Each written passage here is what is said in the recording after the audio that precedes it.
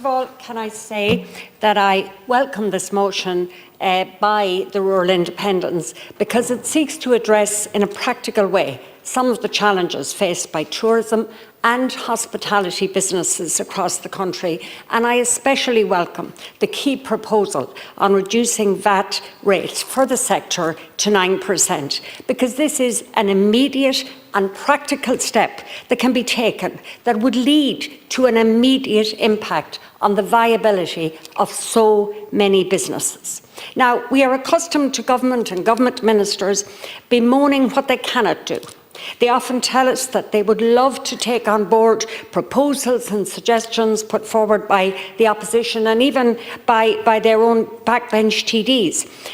But they shake their heads and point to things like budgetary constraints and fiscal rules. And when they really want to smother a proposal, they point the figure at EU legislation. However, this motion contains a very practical proposal which would allow government to apply different VAT rates in areas outside of Dublin, in rural areas, where they could apply a VAT rate of 5%, because tourism is really suffering in regions outside Dublin.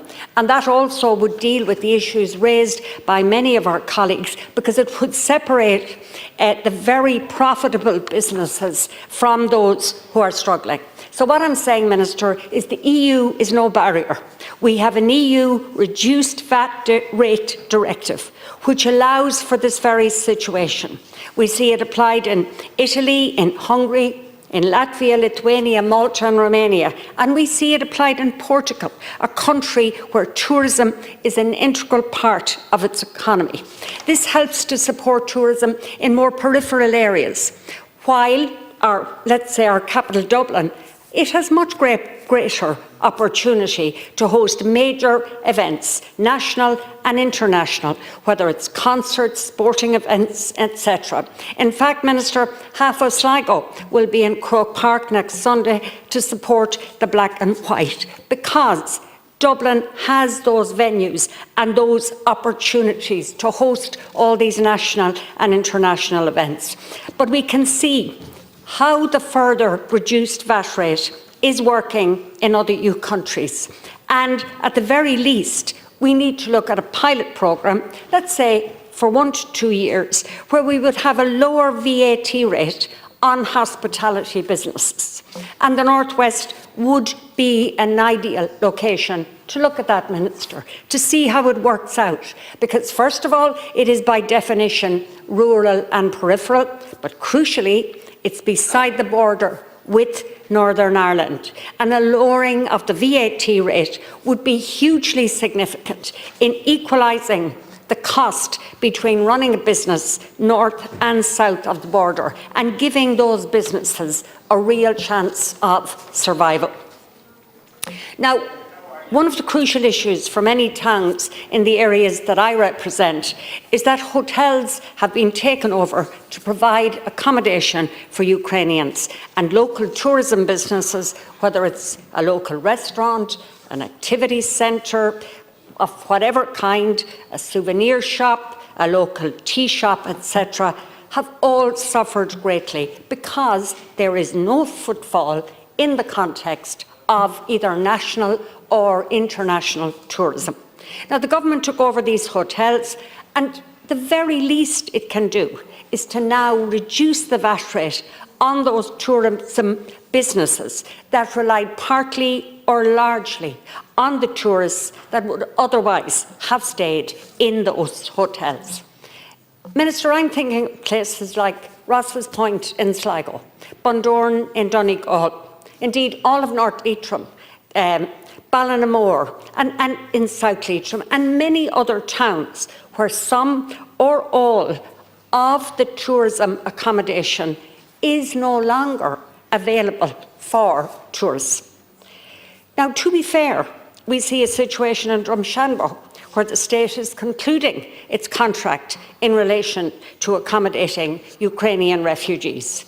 But, Minister, the way the department approached it very short notice for those in the local hotel, disrupting families, is an example of the worst practice. It's not best practice, where people are given.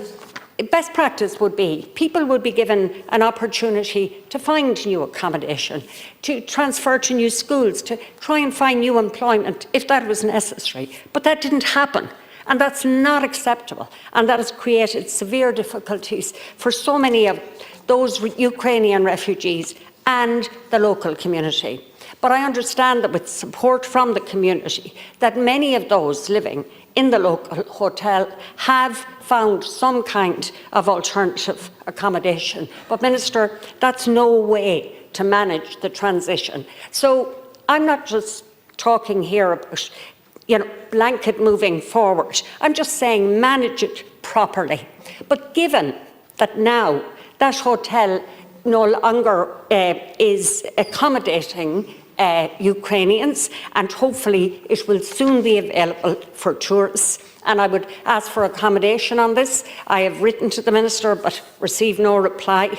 But given that it will be, Minister, can you imagine how a reduction in the VAT rate to a lower level, how important that would be to kickstart the tourism business in the area? That would be a real incentive. Yes, the state would lose money in the short term, but in the long term, a policy change like this would be a real investment in places like Drumshanbo and other towns like it to help restart or revitalise so many tourism enterprises that have stalled or closed because of government intervention.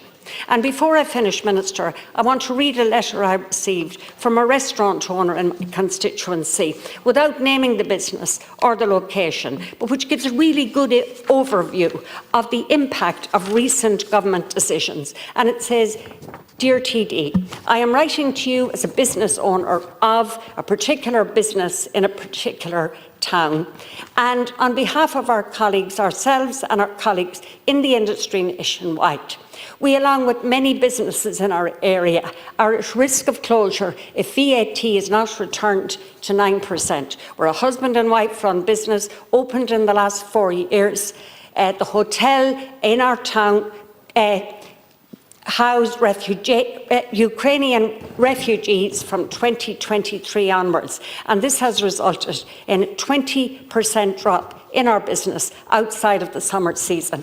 We have again seen an increase in our energy costs, no government supports, along with supplier costs just going through the roof. Minister, this is just one example of the many letters, emails I have received from small businesses, and I believe that reducing the VAT rate to 9% or further lowering it to 5% in peripheral regions would pay dividends to those businesses, their communities, and in the final analysis to revenue.